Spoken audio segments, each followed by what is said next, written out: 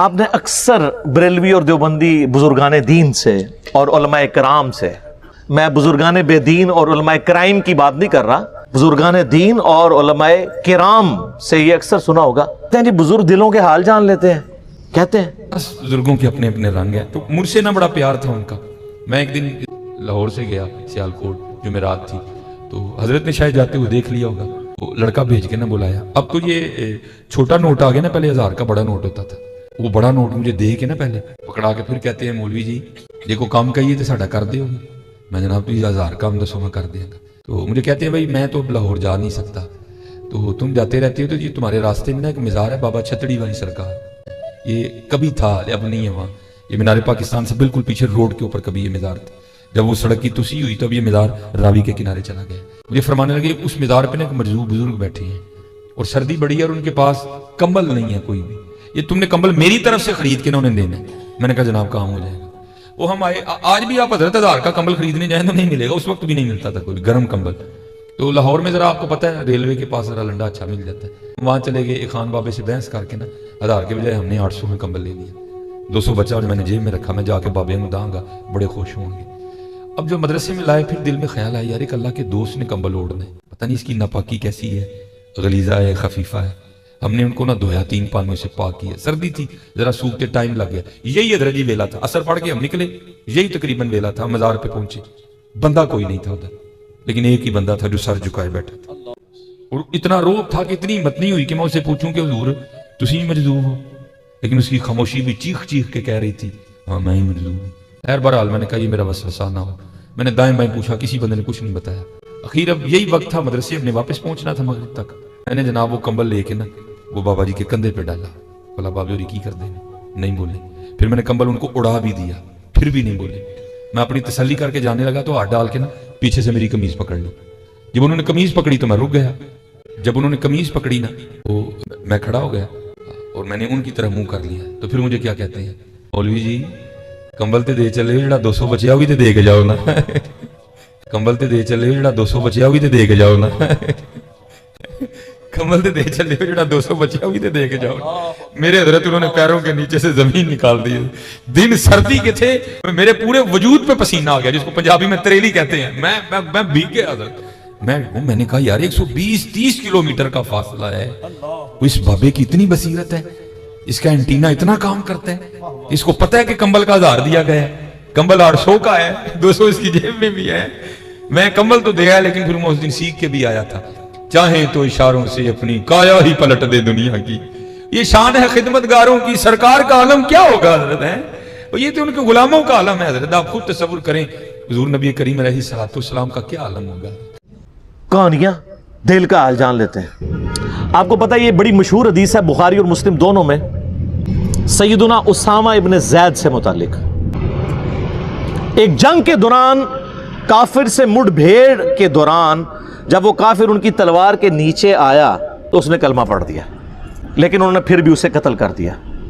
بعد میں قلق تھا، نبی الاسلام کی خدمت میں حاضر ہوئے کہ یا رسول اللہ اس طرح لڑائی ہوئی، وہ میری تلوار کے نیچے آیا، کلمہ پڑھ دیا، پھر بھی میں نے اسے قتل کر دیا۔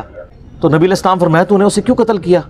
کہ یا رسول اللہ اس نے اوپر سے کلمہ پڑھا تھا ڈر کی وجہ سے، اندروں وہ کافر تھی، ہو سکتا ہے یہ بات ٹھیک بھی ہو، ہم بھی یہی ججمنٹ کرتے، لیکن نبی الاسلام نے فرمایا کیا تو نے اس کا دل چیر لیا تھا؟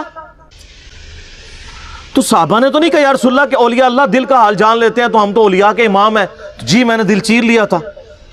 اور جو کہہ رہا تھا اس کو بھی پتا تھا میں کیا کہہ رہا ہوں، کہ کوئی نہیں دل چیر سکتا، صرف نبی کو وحی کی تائید حاصل ہوتی ہے۔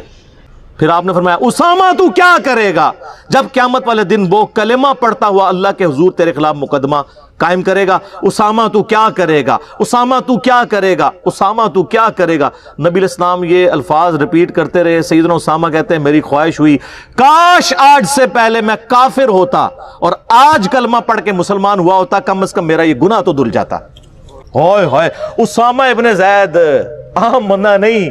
صحیح بخاری میں حدیث ہے کہ نبی علیہ السلام زانوں پہ ایک طرف حسن ابن علی کو بٹھاتے تھے تو دوسرے طرف اسامہ ابن زید کو، حضور کے بچوں کی مانت، پوتا حضور کا صلی اللہ علیہ وآلہ وسلم۔ بڑے بڑے صحابہ غصے کی حالت میں نبی علیہ السلام کو اپروچ نہیں کرتے تھے تو اسامہ ابن زید سے سفارش کرواتے تھے، وہ جو بخاری مسلم میں حدیث ہے، جب فاطمہ نامی عورت کی چوری کا مقدمہ آیا اور نبی علیہ السلام کو سفارش کی گئی، وہ بھی اسامہ کے ذریعے کی گئی تھی، لیکن حضور نے ادھر بھی لحاظ نہیں کیا. آپ نے فرمایا تم لوگ مجھے سفارشیں کرواتے ہو، اللہ کی قسم تم سے اگلے لوگ اس لیے تباہ و برباد ہوئے، ان کے اشرافیہ کے لیے الگ قانون ہوتے تھے اور عام لوگوں کے لیے الگ.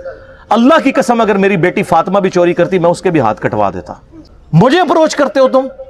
یہ ہے اسامہ ابن زید. اور اب ذرا مجھے بتائیں، جو کہتے ہیں جی بزرگ دلوں کے حال جان لیتے ہیں، کہتے ہیں آپ رائے ونڈ چلے جائیں، آپ ملتان شریف چلے جائیں، کسی بھی شریف جگہ پہ چلے جائیں تو مرید وہ ڈر ڈر کے بیٹھے ہوتے ہیں جی بزرگ دل کا حال جان لیتے ہیں. میں نے کہا نا، پرانیاں گلاں، پرانے فرقے، پرانے بزرگ.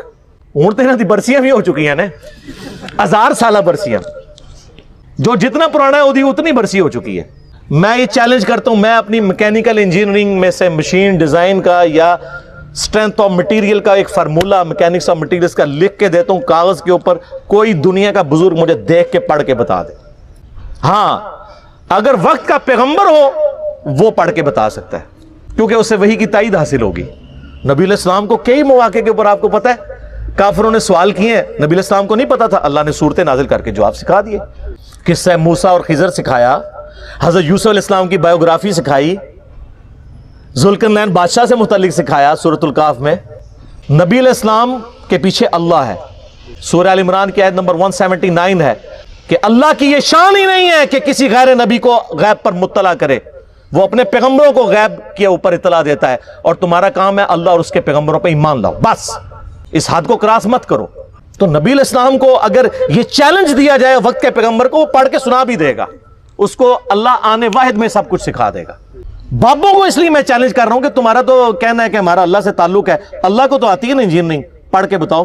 تم کہتے ہو ہم دلوں کے حال جانتے ہیں، ہمیں کشف القبور ہوتا ہے، وہ بھی کہانیاں. صحیح مسلم میں حدیث ہے، بخاری میں بھی اس کا کچھ حصہ ہے. ایک مدعم نامی غلام تھا نبی علیہ السلام کا، خیبر کے موقع پر نامعلوم تیر لگا، وہ شہید ہو گیا. صحابہ نے کہا سیدھا جنتی ہے. آپ فرمایا تم جنتی کہہ رہے ہو، اس نے تو مال غنیمت کی ایک چادر چرائی تھی جو آگ کی پہنا دی گئی ہے اس کے اوپر، میں دیکھ رہا ہوں. صحابہ کرام فوراً گھروں کو لوٹے. اگر کسی نے کوئی رسی کا ایک ٹکڑا بھی یہ سمجھ کے اٹھایا تھا نا اس کی تو خیر ہے، وہ بھی لا کے مال غنیمت میں جمع کروایا کہ یہ سر وہ لوگ سمعنا و اطعنا تھے، سننے والے اور ماننے والے. تو صحابہ کرام کو تو سامنے میت کے اوپر آگ کی جو چادر نظر نہیں آئی ہے. بخاری مسلم میں حدیث ہے، نبی علیہ السلام گزر رہے تھے، آپ رک گئے، آپ کا خچر بدک گیا، کیونکہ آپ علیہ السلام اس پہ بیٹھے ہوئے تھے، اس کی برکت سے اللہ نے اس کو بھی دکھا دیا. ویسے ہی بخاری مسلم میں حدیث ہے کہ یہ ایک مناظر جو ہیں وہ جنوں انس کے علاوہ ساری مخلوقات دیکھتی ہیں. آپ فرمائیں 2 قبر والوں کو عذاب ہو رہا ہے، ایک پیشاب کے چھینٹوں سے نہیں بچتا تھا، دوسرا چغلی کھاتا تھا. پھر آپ نے ایک ٹہنی توڑ کے اس کے 2 حصے کر کے لگایا، فرمایا جب تک یہ ہری رہیں گی ان کے عذاب میں تخفیف ہوتی رہے گی، نبی علیہ السلام کی مبارک ہاتھوں کی برکت سے. تو صحابہ کرام کو تو عذاب قبر نظر نہیں آیا. سر اب زمانہ بدل چکا ہے، اب ہر طرف صدا ہے کیا کہ نہ میں وابی نہ میں بابی، میں ہوں مسلم علمی کتابی. یہ علمی کتابی باتیں. تو یہ جناب ہمارا درد تھا، ہم آپ کو کتابوں سے جوڑ رہے ہیں، بابوں سے نہیں. اور جب آپ کتابوں سے جڑ گئے تو آپ نبی علیہ السلام کے مبارک قدموں تک پہنچ گئے. اصل مقصد تو یہ ہے، اس کو امام مانو جسے اللہ نے آپ کا اور میرا امام بنایا. ما ضل صاحبکم وما غوا، تمہارے نبی نہ کبھی بہکے ہیں نہ کبھی بے راہ چلے ہیں. مرنے سے پہلے اے مسلمان کر لے اس پہ غور، کتابوں کا خدا اور ہے، بابوں کا خدا اور.